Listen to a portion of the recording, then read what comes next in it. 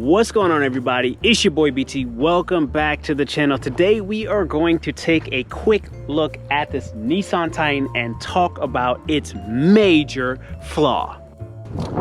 So the Nissan Titan has very nice styling. You can look at it, you can see for yourself, it is not a bad looking truck.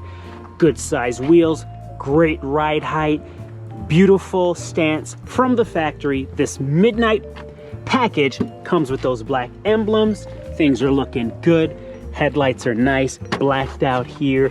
Beautiful, beautiful, looking good. It's a great option for a pickup truck if you wanted something different.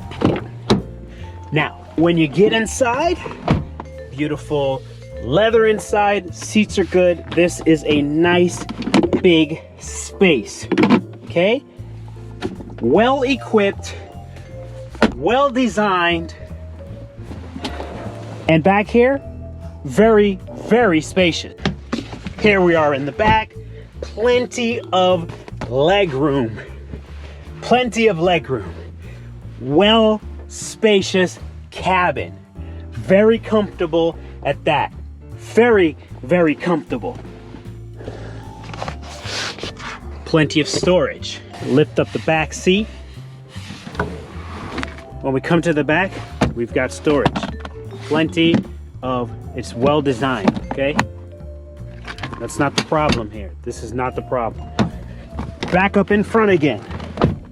Automatic windows in the front. Seat memory. The ability to close your mirrors. This car is not lacking options. It's not lacking.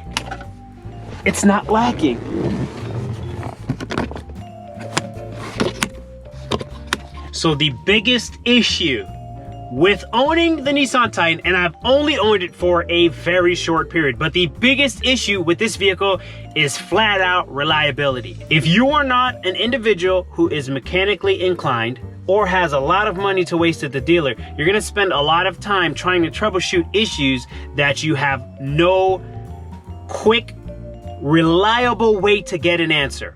For instance, a numerous amount of the issues that I've experienced, I've put out on the Nissan Titan forum. I've also read other articles. Everyone is stumped as to how to resolve one of the biggest issues, and it's a big issue because it's a safety issue.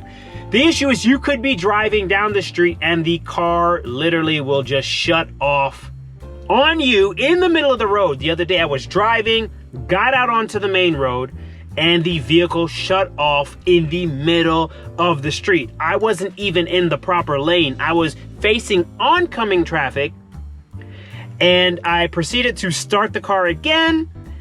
It started. Yeah, long story short, the reliability is the biggest issue. So unfortunately, you know, as much as I do enjoy a lot of the features of what this truck has to offer, I do feel it for a lot of those owners who have struggled with numerous issues over and over again while owning this truck and having to be repeatedly sitting in the dealership service department asking if their truck has been fixed. Unfortunately, Nissan owes it to every Titan owner to fix the problem. Whether in warranty, whether out of warranty, this is a safety issue. It's a recall issue. It's an issue that should be addressed no matter what state the vehicle in. This vehicle particularly has some cosmetic concerns, but overall, that has nothing to do with the state of the reliability of the parts and the design of this vehicle, and allowing owners of these cars to feel safe while they're driving. So many people repeatedly over and over in forums are stating how they just want to be able to make it home because they traveled somewhere, got gas, the car wouldn't start, what have you. So the biggest issue with the Nissan Titan is reliability. And you know, from my research, this is not something that just came up overnight. This has been an issue that has gone on for years. It's just transpired from generation to generation of the build of this particular vehicle.